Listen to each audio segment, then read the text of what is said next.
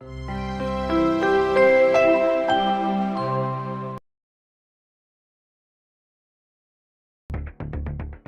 1987 का वर्ष था। राजस्थान के एक छोटे से गांव में कुछ ऐसा हुआ कि पूरा देश चौंक गया। भारत ही नहीं, विश्व भर के अखबारों में उस गांव की चर्चा हुई। सीकर जिले के दिवराला गांव में 18 वर्ष की रूप कुंवर नाम की एक दुल्हन सती हो गई। रूप कुंवर के 24 वर्षीय पति की बीमारी से मौत हो गई थी। पति माल सिंह की चिता के साथ रूप कुंवर भी भस्म हो गई। रूप कुंवर का विवाह मात्र 8 महीने पहले हुआ था। पति के अंतिम संस्कार से पहले रूप कुंवर ने सती होने की इच्छा जताई। दुल्हन की तरह सज धज कर तैयार हुई और शव यात्रा के आगे चलते हुए श्मशान घाट तक गई। रूप कुंवर चिता पर अपने पति का सिर गोद में लेकर बैठी और चिता की अग्नि में जलकर मर गई। दिवराला और आसपास के हजारों लोग इस घटना के प्रत्यक्षदर्शी बने। गांव वालों का कहना था कि रूप कुंवर अपनी इच्छा से सती हुई। परिवार और बड़े बुजुर्गों ने उसे बहुत मनाया, लेकिन वो नहीं मानी। लेकिन प्रशासन ये दलील मानने को तैयार नहीं था। ससुराल वालों समेत 32 लोगों पर हत्या का आरोप लगाया गया। लंबी न्यायिक प्रक्रिया के बाद वर्ष 1996 में कोर्ट ने इन सभी को दोषमुक्त कर दिया। ऐसा कोई साक्ष्य नहीं मिला कि रूप कुंवर को बलपूर्वक या बहला फुसलाकर पति की चिता पर बिठाया गया हो। राजस्थान पुलिस ने 45 लोगों को सती के महिमा मंडन के आरोप में बंदी बनाया। उनमें भी अंतिम 8 लोग भी अक्टूबर 2024 में बरी कर दिए गए। इसके साथ ही लगभग 4 दशक पहले पूरे देश को झकझोर देने वाली सती की घटना के विवाद का पटाक्षेप हो गया। इस कानूनी लड़ाई ने हिंदू समाज के प्रति भारतीय शासन तंत्र के उस पूर्वाग्रह की पोल खोल दी, जिसकी नींव अंग्रेजों के समय रखी गई थी। रूप कुंवर कांड के बहाने विश्व भर में प्रचार किया गया कि भारत में हिंदू अपनी महिलाओं को जिंदा जला देते हैं।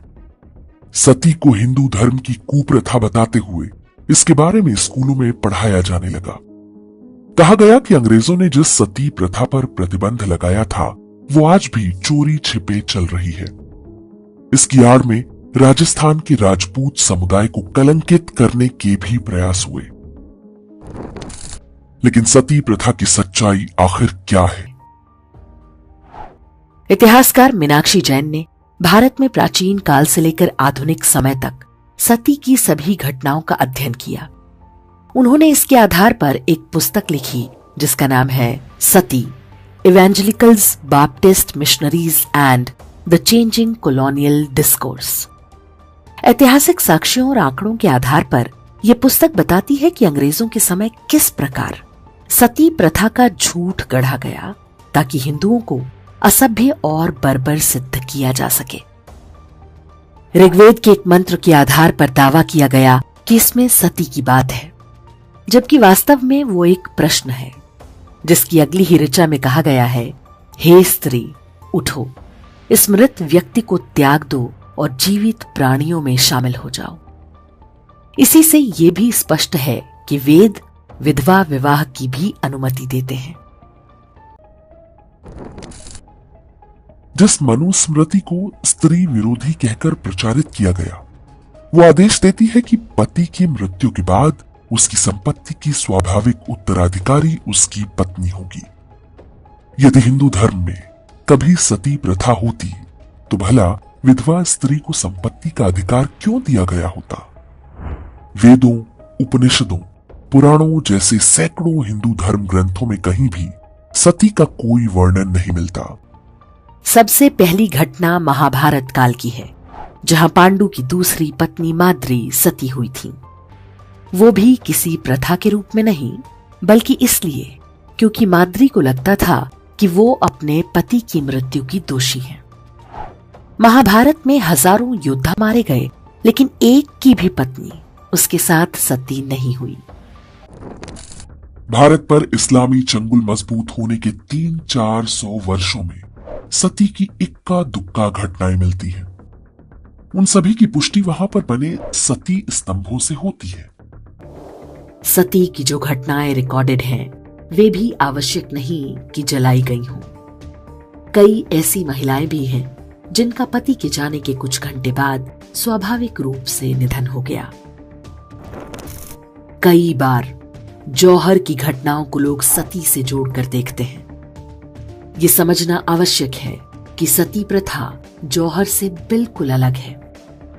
जौहर केवल इस्लामी आक्रमणों के समय प्रचलन में आया, क्योंकि युद्ध जीतने के बाद मुस्लिम सैनिक महिलाओं से बलात्कार करते थे।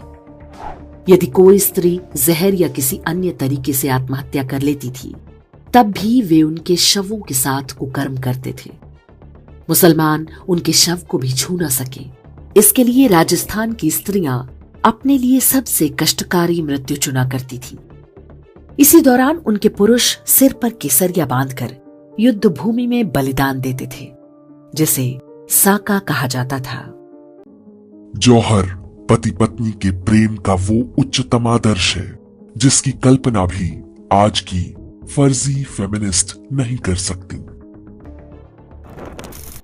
भारत में सती प्रथा की असली कहानी आरंभ होती है 19वीं सदी के आरंभिक दशकों में। ईस्ट इंडिया कंपनी के साथ बड़ी संख्या में बैप्टिस्ट मिशनरीज भी भारत आए थे। हिंदू धर्म को असभ्य और बर्बर सिद्ध करने के लिए मिशनरीज ने 2 झूठ गढ़े। पहला ये कि हिंदू लोग अपने बच्चों की बलि देते हैं। दूसरा कि हिंदू पुरुष के मरने के बाद उनकी पत्नियों को जिंदा जला देते हैं। इतिहासकार मीनाक्षी जैन ने अपनी पुस्तक में बताया है कि ईसाई मिशनरियां आरंभ में बच्चों की बलि वाली बात फैलाना चाहती थी, लेकिन उन्हें ऐसी एक भी घटना नहीं मिली, इसलिए मजबूरी में सती प्रथा को चुनना पड़ा। क्योंकि देश के अन्य क्षेत्रों में कुछ घटनाएं सुनने में आती रहती थी। मिशनरियों ने झूठे रिकॉर्ड्स तैयार किए, जिनके अनुसार हर वर्ष 10 से 20,000 स्त्रियां केवल बंगाल में सती हो रही थी। इतिहासकार मीनाक्षी जैन ने जब इन दावों की जांच की, तो पाया कि इनमें से लगभग सारी घटनाएं झूठ पाई गईं। उनसे संबंधित कोई अन्य स्थानीय दस्तावेज, साहित्य या सती स्तंभ नहीं मिलता। अपनी पुस्तक में उन्होंने प्रश्न उठाया है कि सती प्रथा यदि इतनी ही सामान्य रूप से प्रचलित थी, तो बंगाल के किसी अन्य लेखक ने इस बारे में क्यों कुछ नहीं लिखा? केवल इवेंजेलिकल और बैप्टिस्ट मिशनरी ही क्यों लिख रहे थे? सती पर ईसाई मिशनरियों द्वारा गढ़े जा रहे हास्यास्पद झूठों पर एक बड़ा उदाहरण ये पुस्तक है, an apology for promoting Christianity in India. लेखक हैं क्लॉडियस बुकानन। वर्ष 1814 में लिखी इस पुस्तक में बताया गया है कि बंगाल में एक ब्राह्मण की 100 पत्नियों में से 22 चिता में जल गईं। उनकी चिता कई सप्ताह तक जलती रही। जहां के बारे में ये दावा किया गया, वहां के लोगों ने ऐसी किसी घटना के बारे में कभी सुना ही नहीं। इस पुस्तक में हर मृत व्यक्ति की कई दर्जन पत्नियां होने और उनके चिता पर जलने की बात बताई गई है। बंगाल के तत्कालीन समाज के बारे में जानने वाला कोई व्यक्ति ऐसी दुष्टतापूर्ण किंतु हास्यास्पद बातें नहीं कर सकता। इसी दौरान ईसाई मिशनरियों ने बंगाल में राजा राम मोहन रॉय को समाज सुधारक के रूप में स्थापित किया। ये व्यक्ति कोई राजा नहीं था, उसे ईस्ट इंडिया कंपनी ने ये उपाधि दी थी। उसने ब्रह्म समाज नामक धार्मिक संगठन की स्थापना की, जिसके अंतर्गत वो एकेश्वरवाद का भ्रामक प्रचार करता था। साथ ही में वो तथा कथित सती प्रथा के विरुद्ध अभियान भी चलाता था। बहुत बाद में लोगों को पता चला कि वे जिसे हिंदू समाज का सुधारक समझते रहे, वो एक क्रिप्टो क्रिश्चियन था, जो वर्ष 1833 में मरने के बाद इंग्लैंड के एक ईसाई कब्र में दफन है। आज ये बात लगभग स्थापित हो चुकी है कि राजा राम मोहन रॉय, उसका ब्रह्म समाज और सती प्रथा के विरुद्ध अभियान वास्तव में एक धोखा था। मीनाक्षी जैन की पुस्तक में सती को लेकर इन सारे षड्यंत्रों के दो संभावित कारण बताए गए हैं। पहला ये कि अंग्रेज हिंदुओं के धर्मांतरण के लिए नैतिक आधार बनाना चाहते थे। किसी समुदाय को बर्बर और असभ्य सिद्ध करने से उन्हें लोगों को सही मार्ग पर लाने का नैतिक अधिकार मिल जाता है। दूसरा कारण ये कि ईसाई मिशनरियां नहीं चाहती थीं कि पति की मृत्यु के बाद स्त्रियों को संपत्ति का अधिकार मिले।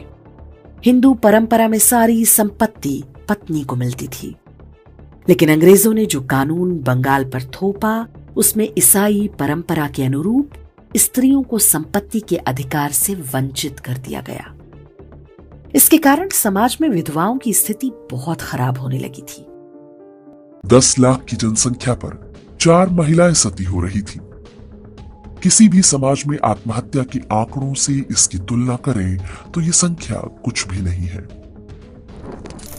फिर भी देखते ही देखते सती प्रथा से संबंधित साहित्य रचा जाने लगा। ब्रिटिश अखबारों में इसके बारे में बढ़ा चढ़ाकर रिपोर्ट्स छपने लगी। ऐसा माहौल बना मानो भारत में महिलाओं के साथ बहुत बुरा व्यवहार हो रहा है और ये ब्रिटिश सरकार की जिम्मेदारी है कि वो इसमें दखल दे। ये विषय ब्रिटिश संसद में भी उठाया गया। आगे चलकर उसी के आधार पर गवर्नर विलियम बेंटिक ने सती प्रथा पर प्रतिबंध का कानून बना दिया। कानून बनते ही बंगाल में सती की घटनाएं अचानक पूरी तरह समाप्त हो गईं। बंगाल में इसके बाद एक भी सती की घटना रिपोर्ट नहीं की गई। कहीं कोई विरोध भी नहीं हुआ। क्या कोई इस बात पर विश्वास करेगा कि सैकड़ों हजारों वर्षों से चल रही एक सामाजिक कुप्रथा मात्र एक कानून बनने से लुप्त हो गई? वो भी उस जमाने में जब सूचना, संचार और प्रचार के अधिक माध्यम नहीं हुआ करते थे। ये वही बंगाल था जहां उन दिनों अंग्रेजों की गलत नीतियों के कारण लगभग हर वर्ष अकाल पड़ रहा था। जिन अंग्रेजों के कारण करोड़ों भारतीयों की भूखमरी से जान जा रही थी, उन्हें कुछ भारतीय स्त्रियों के कथित रूप से सती होने पर इतनी चिंता क्यों थी? भारत के स्वतंत्र होने के बाद सती की कुल लगभग 40 घटनाएं सामने आईं। उनमें अधिकांश राजस्थान की थीं। बंगाल में एक भी घटना नहीं हुई जहां पर सती की पूरी फर्जी कहानी गढ़ी गई थी। ये संख्या इतनी नहीं कि इसके लिए पूरे समाज को कलंकित किया जाए। जितनी महिलाएं सती हुईं, उससे कई गुना अधिक पुस्तकें ईसाई मिशनरियों और वामपंथियों द्वारा लिखी जा चुकी हैं। स्कूली पुस्तकों में आज भी इसे हिंदू धर्म की कुप्रथा के रूप में पढ़ाया जाता है। भारतीय समाज में विवाह एक संस्कार है और स्त्री को पुरुष की अर्धांगिनी माना गया है।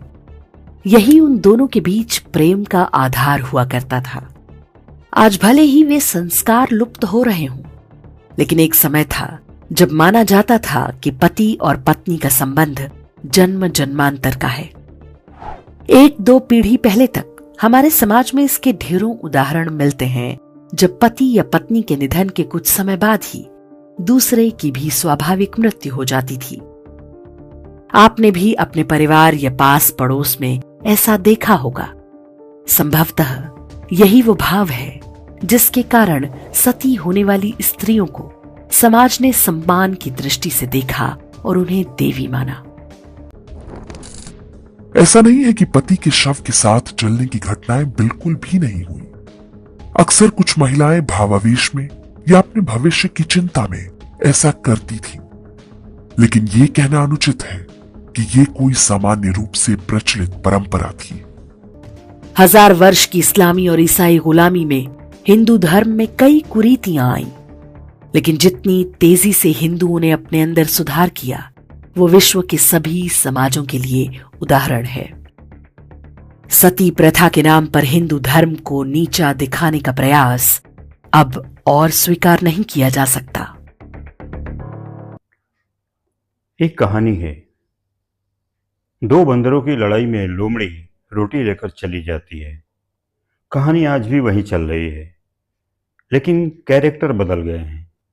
आज समाज के कथित तौर पे छोटी जातियां और बड़ी जातियां वामपंथी और अंग्रेजों के द्वारा गढ़े गए झूठे प्रोपगंडा हिंदू धर्म ग्रंथों को पढ़कर आपस में ही बंदरों की तरह लड़ रहे हैं। इसका फायदा देश समाज धर्म तोड़ने वाले विधर्मी उठा रहे हैं। इसीलिए जुबान से ज्यादा दिमाग चलाना चाहिए। जब तक सच न जान लें, धर्म पर आरोप न लगाएं।